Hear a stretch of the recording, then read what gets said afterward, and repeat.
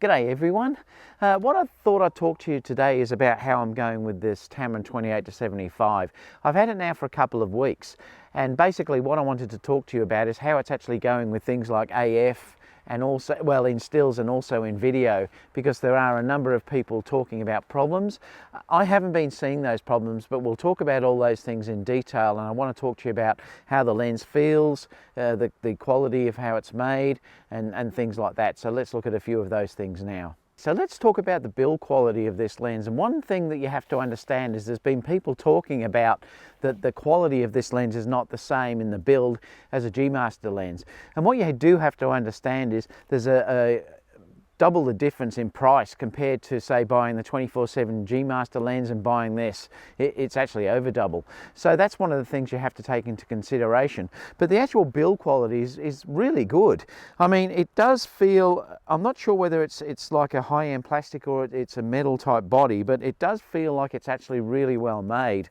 The focus rings do work quite nicely, and the zoom ring also has a nice feel to it.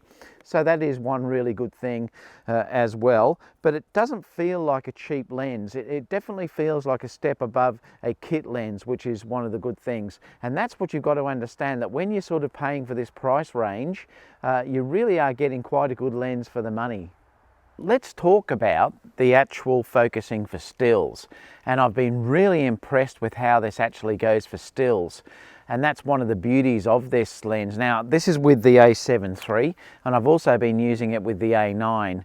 And that's one of the great things. These have full coverage, basically 100% coverage across the screen, and you can see how quickly that the image grabs focus when, say, Kiara shot into the frame there, and that's one really good thing. So the focus is super sharp. There's no hunting or anything like that, which is also great. It will also do face detect, and it'll also do eye detect. So there's some great features that now you can use in this. So basically, it's just acting like it's a Sony lens, and therefore you're losing nothing by going to this lens.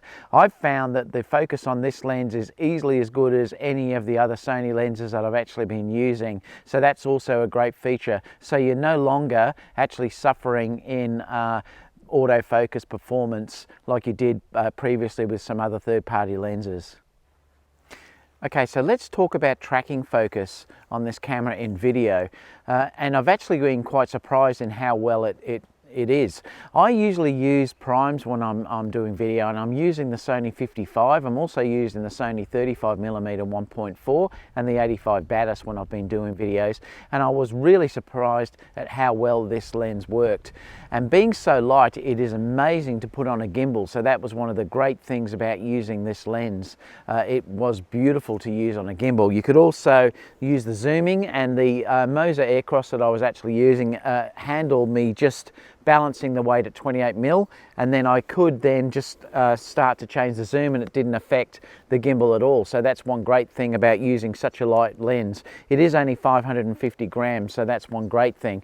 The video autofocusing continuous is extremely fast, and I have now tested it extensively. I've been shooting Kiara in focusing tests, and I've also done a video extensively where I used it for the whole day shooting video, and I had no problems at all. And one of the great features about this is the way it does hold the focus, and you can actually get so close that it's almost a macro lens, and you can look at those images now and you can see how close it's actually getting to the roses and the branches of these trees and holding focus, which was fantastic. Putting it on a gimbal, I can just basically use wide area focus, and I can also use center focus on this camera, and it really nailed it for me the whole time. So I really think that this will be a great feature if you're trying to use for weddings and events and things like that.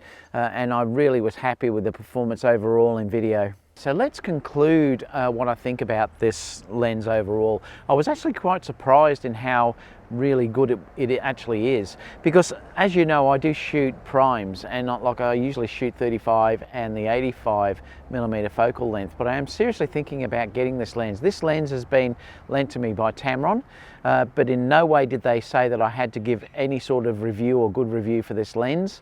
In fact, I wouldn't have taken the lens if they did say that.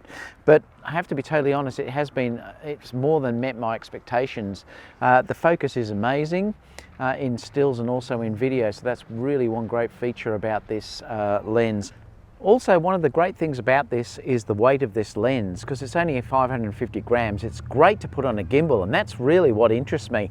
I was using it with a Moser Aircross, and that's a really lightweight gimbal, and it was taking the weight of this lens and also the camera without any issues at all, so that is one great thing.